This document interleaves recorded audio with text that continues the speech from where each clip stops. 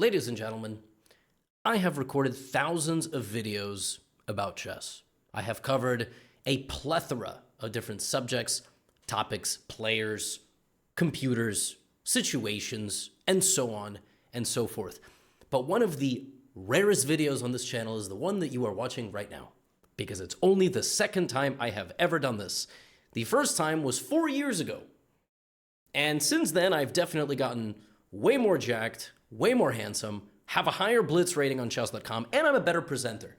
I watched that video and I was like, this is quite sentimental, but it's not quite the same. And I think today you're going to have a very good time. Why? Because I dug through some of my old chess possessions and I found my old scorebooks.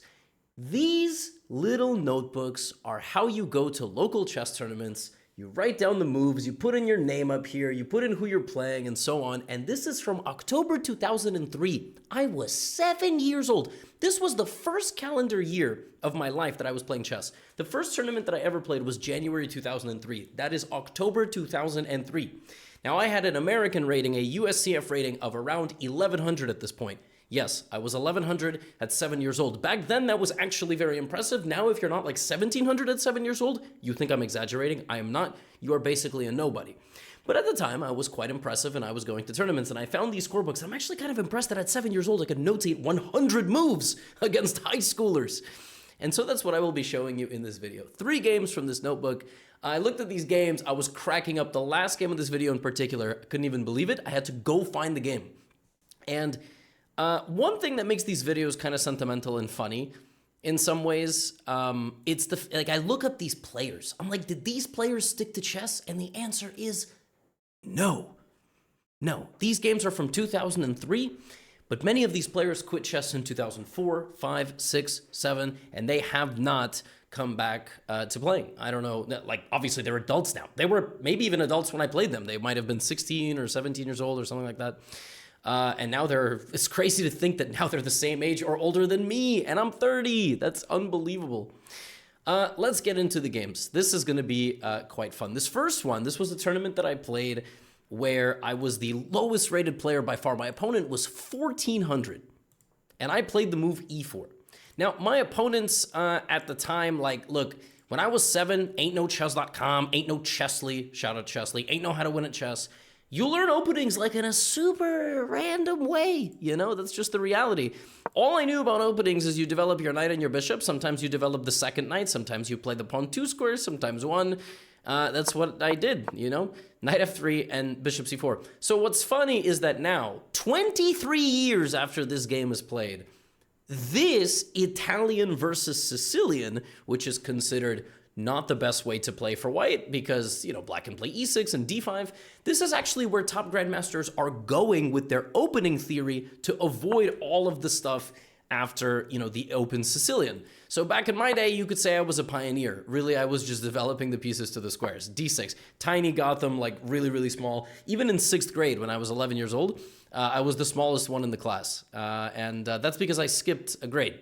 I didn't go to kindergarten because I was too smart. At least that's what they told me. Knight c3, knight f6, pawn to d3, pawn to a6. Clearly my opponent trying to advance on the queen side, and I just developed my bishop. Look at me, I'm developing my knights and bishops like all 7-year-olds and 97-year-olds and everybody in between rated 1100 should do. My opponent went b5. And here, of course, bishop b3 is the right way to go. For whatever reason, I decided to give him the bishop. It's not even a bad move according to Stockfish, but like why? Knight takes d5, and now not taking with the knight, but taking with the pawn to remove the knight from the center and send it somewhere packing. Knight d4 is played. Now here, if you ask me the best move for white, I would tell you the best move here for white is to take so that this pawn becomes frozen on d4 and a little bit weak. And then if anything, in this position, you can even drop back and attack the pawn, but also knight e4 is not a bad move, and then try to get active with the queen, with the knight. Now, during this game, for some reason, I went here. I can't explain this move. I think I was trying to play pawn to c3, but I have absolutely no idea. I don't know why I went knight e4. All I know is that I got promptly pinned. My knight got pinned to my queen, And then I remembered that my knight can actually go backwards. So now my c knight went to e4 and to d2 to defend the knight on f3. Now from this point forward, the game gets crazy. So this first game just becomes a barn burner. My opponent is 300 points higher rated than me. He's like, who is this tiny 7-year-old idiot? I gotta crush him. He's probably, like I said, I was playing up when I was younger. You know, like I was 1100, but I didn't want to play with kids my age because they were all 600, so I would play with high schoolers. And I think I was playing in a much older section. So my opponent went e6. Now I finished my plan of playing c3. That was my plan all along. Here George went queen f6, which is kind of a nice move. By far for black, the simplest solution here is to trade the knight.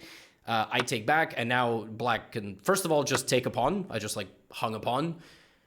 Really incredible stuff here, by the way. Like, you know, he targets my pawn, and I target his knight, and he can just play knight takes, pawn takes. Like, it's just a 2-move tactic. But back then, everybody was so bad. Like, I don't know. I look at some of these games, I just can't believe my eyes. And really, I'm not exaggerating. The last game of this video happened. The result is marked in my scorebook, and I just didn't even believe it. I had to, like, go look it up. So, yeah, queen f6, yeah, is fine. Knight takes is better, but queen f6. And now I should just take his knight, he should take my bishop, and I should still try to castle quickly. Instead, I go here. Now, this is just simply going to lose me the game, because my knight is defending the bishop, but my knight is pinned to the queen. And so this loses because he has knight takes, bishop takes, and now I'm losing because if I take the bishop, he just takes my bishop. Now, it's actually not quite that simple, and you're about to see why. Really, the best line for black is to trade like this and then go here. But anyway, watch. So queen f5 is the move that he plays. And here again, like any normal person here, just like takes this pawn and then notices, well, if he takes my knight, then the bishop's hanging, so maybe I should move my bishop back. I went here and I just hung a bishop. Now, maybe I didn't. Maybe I didn't. If I actually saw everything that's about to happen, I am extremely impressed with myself. 7 years old, don't know, have absolutely no idea. All I know is that I turned into a title player and these guys quit chess at 1400. So maybe I actually saw this. Bishop takes, queen takes. Again, the best line for black is to take my queen and to take the pawn. Did I really calculate that if he takes my bishop, I have pawn takes pawn with a discovered attack on his rook and the pawn on f7. I'm threatening checkmate in 2 moves. Did 7-year-old Gotham really see that? Really? Now, something tells me I wasn't stupid enough to blunder bishop takes and queen takes bishop. But we will truly never know. And that's the beautiful part about the game. Bishop takes, queen g5 takes. Now my opponent gave me a check. It's a natural move, but it's not a good one. Because after I go here, now my rooks can go to e1, and my opponent went rook a7. I gave a check, what could be more natural? And now the best move for black is king to d8. Because the rook needs to come protect the king. This is a bad move.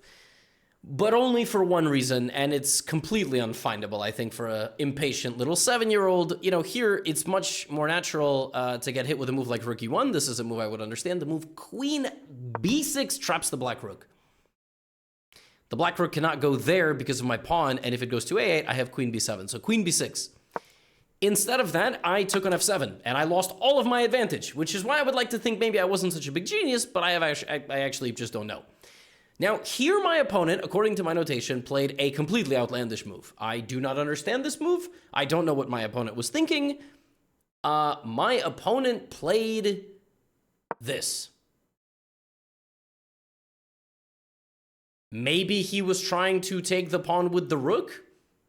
Maybe he was trying to develop the bishop. But I just simply have 2 cannons ready to come in on the e-file. So here the best move for black is to take the pawn with the king. Or at minimum, give me a check first. And then, you know, deflect my king somewhere, maybe win a pawn, and then... But he lost the queen, and then he got mated. Queen d5. And the point is that if he comes forward, I just bring my rook. Then he has to keep coming forward, or, you know, he, like, here, queen e6, king g5, and I have made in a couple moves with some g3, f4, rook e3, rook e4. And so after queen d5 check, my opponent resigned. Fun fact about this tournament, not for my opponent, George lost every game he played. And that's, George, if you're out there, I'm sorry. I don't know if you would ever remember me. I don't know if you even play chess. I don't know if you know chess is on YouTube. I don't know. But George, I hope you and your family are doing well. But you lost every game in this tournament and lost 80 rating points. And I remember I looked that up. He went from 1420 to 1340. Brutal. Absolutely brutal. Definitely tilted after losing to me. Now, after this game, I really elevated because after this game, they paired me against a 1400. All right, they paired me against Jimmy. I looked up Jimmy as well. Sometimes I do find players from my childhood who came back to chess as adults. Very normal phenomenon over the last few years. I played as a kid, blah, blah, blah. Anyway, here's my game against Jimmy. So that was the game against George. Here's my game against Mr. Jimmy. Dude, I was so cute. Like, I don't like you. I wonder if you can see this. Look how I was spelling right. Can you see this? Look at that. I spelled right R-I-G-T-E at first, which honestly is embarrassing. But like I didn't even know how to spell right yet, dude. I was writing R-I-G-T-E, and then I was crossing it out because I was like, wait a minute, that's not how you spell right. My own name I was getting. Adorable. Just completely adorable. Yeah, I've got some... yeah, this was a fun game. This was a very, very fun game. This was a battle, man. This game was like 70 moves long. 140 moves written by Young Gotham. It's my rap name. Here we go. You guys ready for this? So, yeah, Jimmy with the white pieces, Gotham with the black pieces. Jimmy opened with e4 again. I don't know any openings. I just play e5, and then I play Italian. You know, I don't like to play knight f6 because it allows knight g5. And I'm going to be very honest with you. Like, back in the day, you know, now, like, one of my most popular videos on this channel is the Traxler. You allow the fried liver, you go bishop c5, and then, like, if they take on f6, like... These openings, folks, you don't understand. These openings back in the day, before everybody had Stockfish on their phone and browser and like everything, if you knew the Traxler, you won every game you played. Nobody could analyze these openings back then. Nobody. You would go to the coach, and the coach would be like, what is this? But, you know, I would just, like, play my Italian, because back in the day, I was like, you know, knight f6, knight g5 is just like a forced win for white. Nobody knew any of this knight f6, d5, pawn takes, knight a5, bishop b5, c6, takes, bishop back. Like, nobody knew this, all right? I was just like, I can't allow the fried liver, it loses by force. So my opponent developed this knight, and then I was ahead of my time. I used to play h6 in the Italian because I didn't like when people pin me or put anything on g5. Dude, I was a very inventive young boy, all right? Knight d5, aggressive move by my opponent. I just went d6.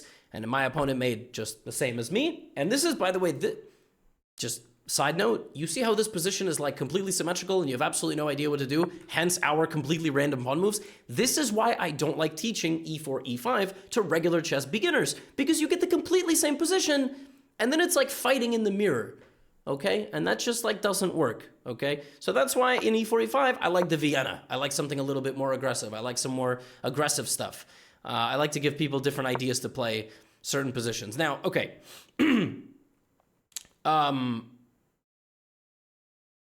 Wait. Oh, goodness me. What have I done? I'm actually playing with the white pieces in this game. Let me just confirm this. Why did I... Okay. So we're going to do Little Gotham, rated 1,099, and Jimmy, rated 1406. Now, everything that I just said still applies. I did play h3 a lot back in the day, but in this particular case, I was doing it with the white pieces. Now, it doesn't really matter because the position's actually completely the same, like I said. And my opponent did the same thing.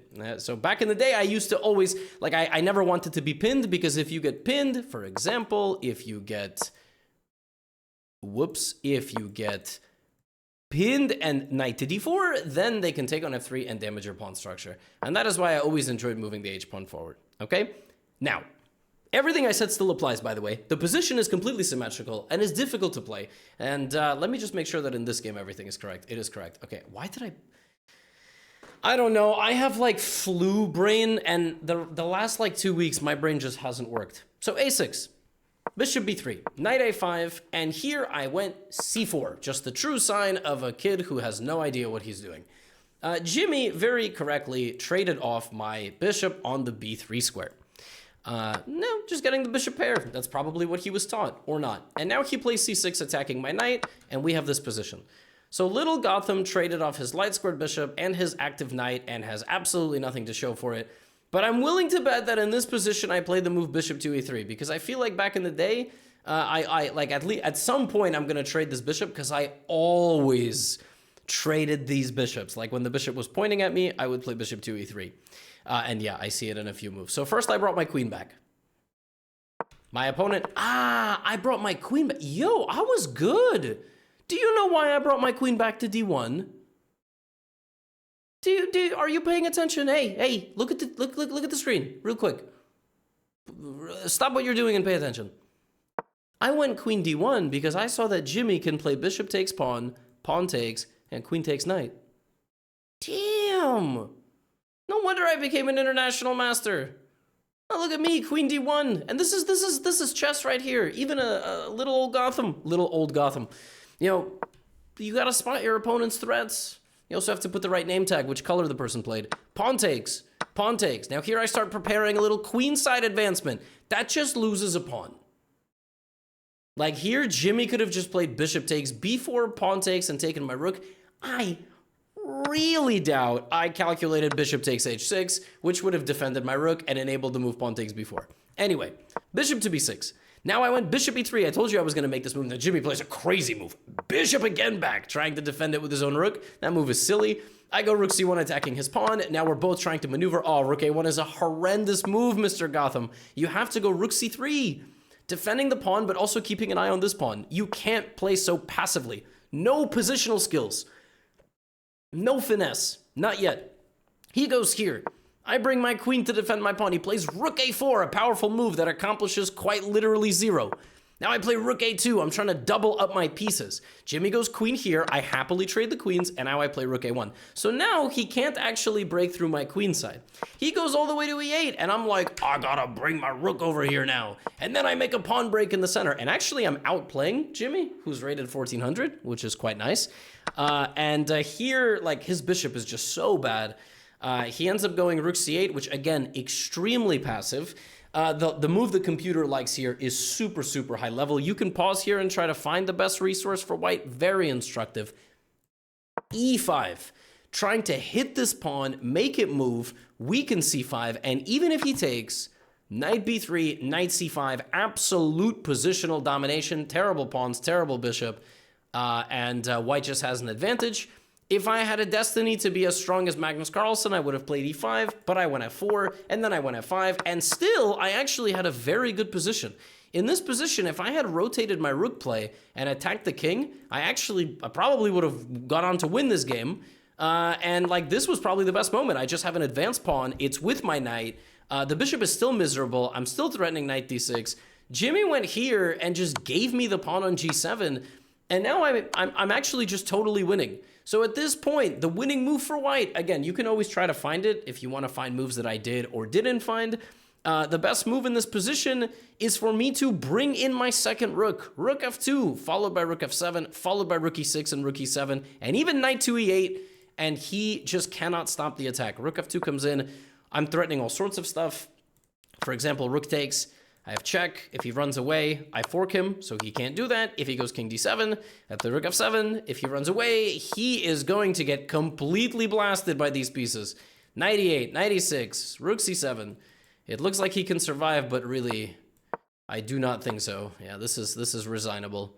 If not knight c5, then, well, the computer wants king h2 first, but anyway. Totally losing position, but I'm 7, so I'm bound to do some more dumb things. Like in the middle of this position, I did what you guys do. Instead of bringing in my rooks, I was like, free pawn! I took a pawn, let's go! He took this pawn though, so it wasn't actually free at all. And now I'm just giving him random checks. His king has run away to safety. He has a passed pawn, and he's probably just much better, but it is hardly over. Jimmy goes to attack me like this. I play g5, but look at this clutch move. Bishop c8, and suddenly I can't defend the pawn on h3. I was so hyped watching this game. I was like, oh my goodness. Rook h4, knight to f7. I started repeating moves here with Jimmy. He starts promoting his pawn instead of just freaking taking on b4, which is the whole reason that he went there. b4, and then I clawed back into this game and got my pawn to g7, and actually I'm surviving. Not only am I surviving, I'm winning. Rook to g6, rook c6 is mate. It's mate. He cannot prevent this because rook g6, if he plays bishop b7, I play check, his king moves somewhere. Okay, knight c5, of course, is winning. Knight f6 is winning. Everything is winning. Completely crazy that in this position, I fought all the way back to actually a totally winning position, and then I went here. And he just took my pawn, and I was like, "Oh no!" And then he blundered to c5, but luckily he was clutch with his. He was very smart with how he was pushing his pawn. The rook was hanging, but he promoted this pawn, and my guy Jimmy was clutch, and here I resigned. I was sometimes I played until mate, but I would just stop notating because I was like, the game is over, and I'm lazy. What a battle! What a battle! That was a high level game. You know, and yeah, like spotting my opponent's resources, and you know, in a position like this, you have to sense that it's not about this outskirts pawn. You got to get both rooks in on the open infiltrating files, and you have to attack this king. Rook e2 followed by rook, or rook e1 followed by rook f2. Not easy to spot for intermediate players, because even here, I feel like, you know, it's kind of natural, like, oh, I'm just gonna win this pawn and I'm gonna promote. No, it's actually, the king is a lot weaker than it seems. And in a lot of danger, you know?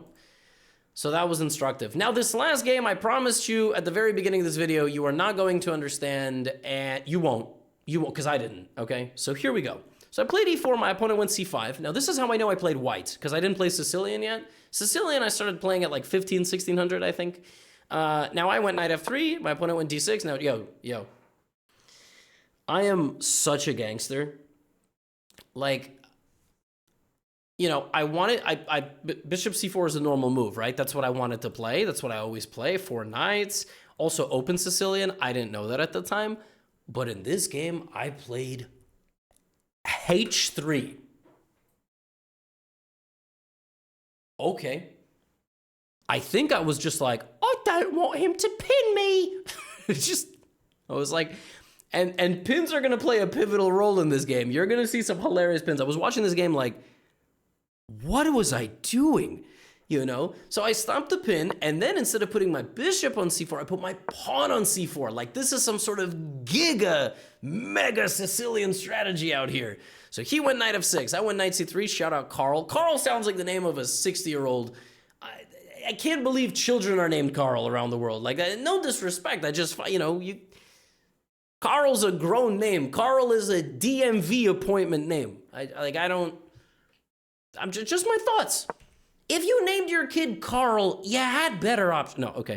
D3, bishop e7, bishop e2, queen c7, bishop e3. No Carls were hurt in the making of this video. We're just developing some pieces. Queen c2, e5. So we have this position. My guy Carl locks the center. I can't play d4. Nobody can go. And so now what do? Well, we make a couple of moves, and now I'm like, okay, I have no clue. Knight d5. He trades, knight d4, and I'm like, well, you traded with me, so I have to trade with you. So now we just remove the horses. Now we have this position. This is a pretty close position. Both sides still have 8 pawns, although it has more openings, right, than a traditionally totally closed position. Of course, I should castle. Like, castle here, of course. I went a3, powerful move, b5, and if you don't believe me, if you like think I'm just making these games up because I'm a lunatic, I'm not. Here's my game against Carl, and I will show you afterward. Look, rook c1, defending my queen so I can take the pawn, and he went bishop b7. And bishop f3, I'm setting up maybe taking the pawn, he goes rook c8, and here I was like, Carl, I can attack your rook. Also, why is your name Carl? Rook d8! And I played the move pawn to f4. Yeah, no, I mean, if I had a coach, I'm sure they yelled at me to castle, and then f4, although pawn to f4 is a reasonable move. Like, after castles, F4, yeah, I mean, you know, F4 is an interesting idea because you open up the rook. And if this trade happens, this trade only benefits white. I have an active bishop. These pawns are bad. This pawn is isolated and weak. This is open. So actually F4 makes a lot of sense if black doesn't spot the move bishop H4. He played bishop C5 and I was like, bishop C8, and I was like, wait a minute. What about this move? Because the whole point is that he used to hit D5. And so after this trade, queen takes, rook takes, I just advanced my pawns, and I thought I had a pretty nice position. Now, F5 is a waste of time. A better move here is still to castle, but F5 is very normal for a 7-year-old. And now rook D7, and at this point, I realize that I have a really powerful pin, and I'm threatening to win a pawn, and I'm also just restricting him. And then he went here. Now, G6 just straight up loses a pawn because it stops guarding H6. I can just play takes. And if this was a slow run, I would say keep it simple, stupid. I would probably sell that to myself also at 7. And my son at 7. I would just keep it simple. Just take the pawn. By the way, you can also take with a rook. Because if you take with a rook, at least you're also threatening promotion, which is a huge problem for black. Now, for some reason, I went pawn to F6 because I was like, well, I'm attacking the bishop. But okay, still you can play rook takes H6. Or pawn takes H6. Or you could do what I did in the game and we're like, pin. I told you I really liked pins and I didn't like to get pinned. So black is still totally dominated. Like the rook is crushing on C8, bishop A5 is coming. But you need to have patience because you need to realize black still has to make moves. And he doesn't have a lot of them left. Like if I play bishop to A5 and then just bring my king forward, black is just going to run out of moves. I'm going to take on H6, I'm going to win. The best move for black is to play H5 just to relieve that pressure. But in the game, my opponent went rook C7, which is a logical move, but it simply loses because you trade the rooks and you take the pawn. Now black is losing. You simply play something like bishop G5, and black just does not have a move. None of his pieces can move. His rook can't move.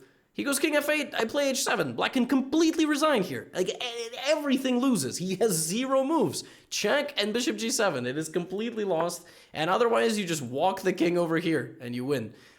Now in the game, I was so obsessed with freaking pins. I went takes, bishop A5. Like, what?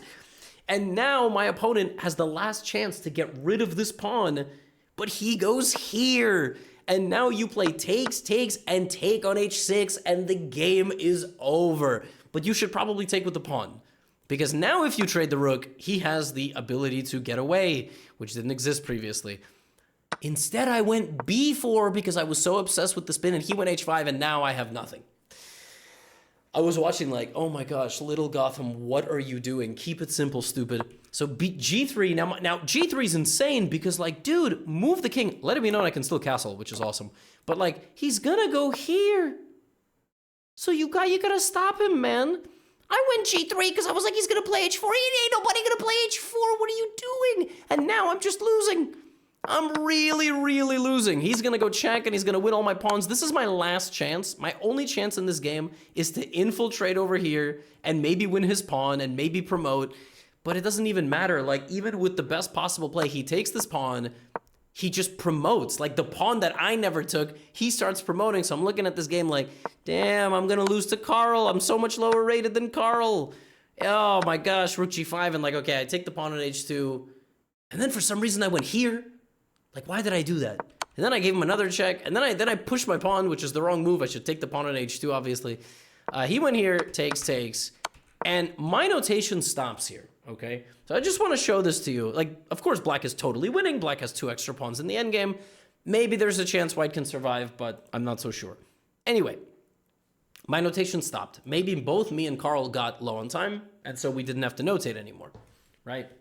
I would like to show this to you, okay? I would like to show this to you. In this game, at the bottom there, it says 1-0. It says 1-0. It says I won. It says 1-0. It says white won. That's the last move. The last move is king b7. It says I won the game. I was like, what? Oh, that must be a mistake. Obviously, I just resigned. Nope. I went to the US chess database, and I won this game. In fact, I went 3.5 out of 4 at this tournament. This is a different tournament than the games against Jimmy and George. Yeah. I won this game. What a boss. It's just, Winning this game is legitimately impossible, by the way. If black plays rook f6, black will never lose any of his pawns, and my king cannot get around any of the pawns. So I don't know how I beat Carl, but I beat Carl, and I got 3.5 out of 4. If you enjoy these videos of me going back in my old games and you kind of being able to play along and understand a couple of things, let me know. You know, I like to make this super random content. Like I just have these scorebooks of me playing at 7, 8, 9. I don't have any more after that. I don't know where they went, but yeah, it's pretty funny. Like one of the things I used to do is for the rating, I would put my name. Sometimes also for myself, I would put Bob. There was a period of time I called myself Bob. But I feel like that's a thing in most kids' lives. They just like go through this phase where they have a new name. My name was Bob. So it was my opponent versus Bob. Sometimes I would put my opponent's name in me, because it was me. I mean, it's me, you know? Good times. I hope you enjoyed this video. You know where to find me if you want more instructive or fun content. You want to learn some more stuff. Take your chess to the next level. That's all I have for you today. Get out of here.